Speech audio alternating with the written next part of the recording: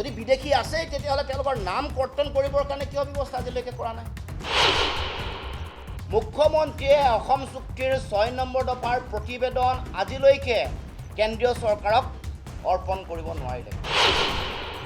এগৰাকী মুখ্যমন্ত্ৰীয়ে আইন আৰু সংবিধান ৰক্ষা কৰিম বুলি শপত লয়, সেইগৰাকী মানুহে জনগণক উচতনি দিয়ে যে অস্ত্ৰৰ যোগেদিহে হেনো তেওঁলোকক নিৰাপত্তা দিয়ে। শিৱসাগৰীয়া ৰাইজে যোৱাকালি নাগৰিক সভা দি মুখ্যমন্ত্ৰীক বুজাই দিলে যে এইটো অসমৰ জনগণৰ এইটোহে মানসিক, এইটোহে মন, এইটোহে চিন্তা আৰু দৃষ্টিভংগী। আজি এই সংবাদমেলখন অসমৰ সমাজ জীৱনত চলি থকা কথা বতৰা ঘটনা কিছুমানকে লৈছোঁ। দেখিছোঁ যে ভয়ংকৰ পৰিৱেশ আৰু পৰিস্থিতি আৰম্ভ কৰিছে। উন্মাদ হৈ পৰিছে অসমৰ মুখ্যমন্ত্ৰী, যেনে তেনে যিকোনো প্ৰকাৰে 26ত তেওঁৰ ক্ষমতা বাগজৰি লাগে, ক্ষমতা লাগে। তাৰ কাৰণে যিকোনো স্তৰলৈ যাব পাৰে, যিকোনো পৰ্যায়লৈ কাম কৰিব পাৰে আৰু তাৰ কাৰণে যিকোনো মানুহক ব্যৱহাৰ কৰিব পাৰে, যিকোনো মানুহক সেই কামত তেওঁ লগাই দিব পাৰে। এনেকুৱা ধৰণৰ কিছুমান অসাংবিধানিক, দেশৰ ন্যায়পালিকা আৰু সংবিধানত বুঢ়া আঙুলি দেখুওৱা এনেকুৱা কিছুমান অসমৰ মুখ্যমন্ত্ৰীৰ আসনত থকা যিগৰাকী মুখ্যমন্ত্ৰীয়ে আইন আৰু সংবিধান ৰক্ষা কৰিম বুলি শপত লয়, সেইগৰাকী মানুহে জনগণক উচতনি দিয়ে যে অস্ত্ৰৰ যোগেদিহে হেনো তেওঁলোকক নিৰাপত্তা দিব। আৰু শেহতীয়াকৈ হৈ থকা ঘটনাত যিবোৰ আন্দোলন হৈছে, তেওঁৰ পৃষ্ঠপোষকতাতে ঘটনা ঘটা বুলি মানে এই আন্দোলনবোৰ চলি থকা বুলি উল্লেখ কৰিছে। তাৰ মানে প্ৰভোকেশ্যন, তাৰ মানে মানুহক উত্তেজিত কৰি, মানুহক সাম্প্ৰদায়িকতাৰ মাজলৈ ঠেলি দি শিৱসাগৰীয়া ৰাইজে যোৱাকালি নাগৰিক সভা দি মুখ্যমন্ত্ৰীক বুজাই দিলে যে এইটো অসমৰ জনগণৰ এইটোহে মানসিক, এইটোহে মন, এইটোহে চিন্তা আৰু দৃষ্টিভংগী। মুখ্যমন্ত্ৰীক কালি বুজাই দিয়া শিৱসাগৰীয়া ৰাইজক ধন্যবাদ জনাইছোঁ, কৃতজ্ঞতা জ্ঞাপন কৰিছোঁ। অন্তত ইমান কুটিল ষড়যন্ত্ৰকো শিৱসাগৰীয়া ৰাইজে উফৰাই দিলে, বুজাই দিলে যে অসমৰ জনগণ বিদেশীৰ বিৰুদ্ধে আছে।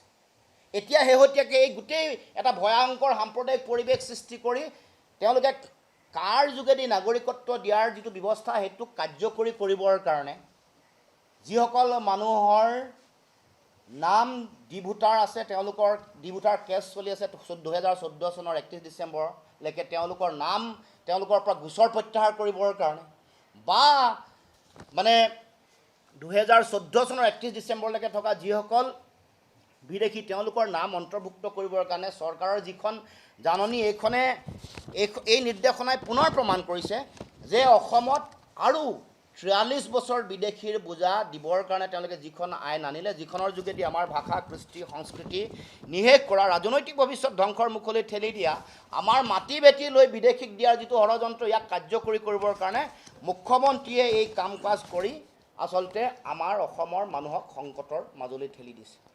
সংকট মোচন কৰাৰ যদি দায়িত্ব আছিলে মুখ্যমন্ত্ৰীয়ে, তেতিয়া বিজেপি চৰকাৰে যোৱা 10 বছৰ, যোৱা 9.5 বছৰ অসমত 5 বছৰ সৰ্বানন্দ সোণোৱাল, হিমন্ত বিশ্ব শৰ্মাৰ 4.5 বছৰ, এই 4.5 বছৰত তেওঁ কি কৰিব লাগিছিলে? প্ৰথম কাম কৰিব লাগিছিলে অসম চুক্তি আখৰে আখৰে ৰূপায়ণ কৰিবৰ কাৰণে ব্যৱস্থা গ্ৰহণ কৰিব লাগিছিলে।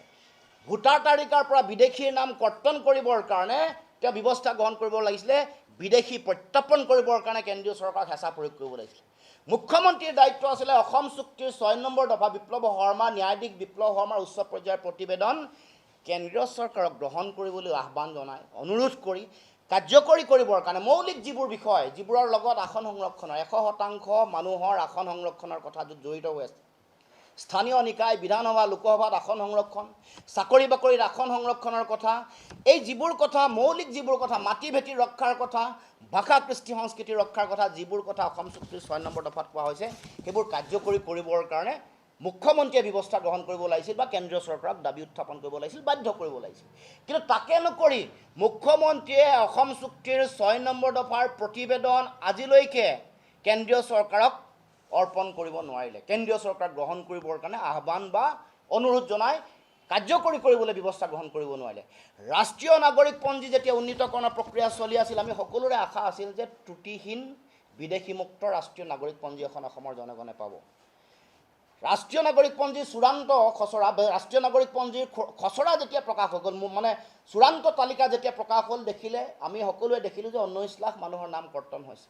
তেতিয়া বিজেপিয়ে ক'লে যে নাই, ভুৱা তথ্যৰে বহু মানুহে নাম সোমোৱাইছে। আমিও কৈছোঁ ঠিক আছে, ভুৱা তথ্যৰে নাম সোমোৱাইছে আৰু বিদেশী নাম কৰ্তন হ'ব লাগিছিলে, কিন্তু জানি আচৰিত হ'ব যে তালিকা প্ৰকাশ হোৱাৰ আজি অত বছৰ হোৱাৰ পাছতো সংশোধনী আনিব লাগে বুলি, ৰিভিজন আনিব লাগে বুলি কোনো ধৰণৰ শপতনামা উচ্চতম ন্যায়ালয়ত অসমৰ মুখ্যমন্ত্ৰী বা অসম চৰকাৰে আজিলৈকে দিয়া নাই। তাৰ মানে এই বিদেশী নাগৰিকৰ সমস্যাটো তেওঁলোকে সমাধান কৰিবৰ কাৰণে তেওঁলোকৰ কোনো ধৰণৰ আন্তৰিকতা নাই। কেৱল মাত্ৰ তেওঁলোকে এতিয়া যিবোৰ কাম কৰি আছে এইবোৰ কেৱল মাত্ৰ মানুহৰ মাজত উন্মাদনা সৃষ্টি কৰা, মানুহৰ মাজত ধৰ্মীয় এটা সংকীৰ্ণতাৰ পৰিৱেশ সৃষ্টি কৰা, মানুহৰ মাজত মানে সংঘৰ্ষ সৃষ্টি কৰি এটা সাম্প্ৰদায়িক পৰিৱেশ সৃষ্টি কৰি নিৰ্বাচনৰ বৈতৰণি যাতে পাৰ হ'ব পাৰে, তাৰ কাৰণে তেওঁ এই গোটেই কথা বতৰাবোৰ আৰম্ভ কৰিছে। গতিকে এতিয়া মৌলিক প্ৰশ্ন সেইকাৰণে আমি উত্থাপন কৰিছোঁ যে বিদেশী নাগৰিকৰ নাম চিনাক্তকৰণ কৰি কৰ্তন কৰিবৰ কাৰণে ব্যৱস্থা গ্ৰহণ কৰিব লাগে। যোৱা 11 বছৰে দেশৰ প্ৰধানমন্ত্ৰীয়ে অসমৰ মাটিত কৈ যোৱাৰ 11 বছৰ পিছতহে অসমৰ মুখ্যমন্ত্ৰীৰ উপলব্ধি হ'ল যে 1 কোটি বিদেশী আছে। যদি বিদেশী আছেই তেতিয়াহ'লে তেওঁলোকৰ নাম কৰ্তন কৰিবৰ কাৰণে কিয় ব্যৱস্থা আজিলৈকে কৰা নাই? তেওঁলোকক প্ৰত্যাপন কৰিবৰ কাৰণে, তেওঁলোকক বহিষ্কাৰ কৰিবৰ কাৰণে কিয় ব্যৱস্থা গ্ৰহণ কৰা নাই? আৰু তেওঁলোকৰ চৰকাৰ সৰ্বানন্দ সোণোৱালৰ চৰকাৰ, হিমন্ত বিশ্ব শৰ্মাৰ চৰকাৰ, ৰাইজে মেণ্ডেট দিছিলে অসম চুক্তি ৰূপায়ণ কৰাৰ কাৰণে, অসম চুক্তি ৰূপায়ণৰ প্ৰতিশ্ৰুতিৰ কাৰণে। কিন্তু সেই প্ৰতিশ্ৰুতি পালন নকৰি এতিয়া কেৱল মাত্ৰ মানুহৰ মাজত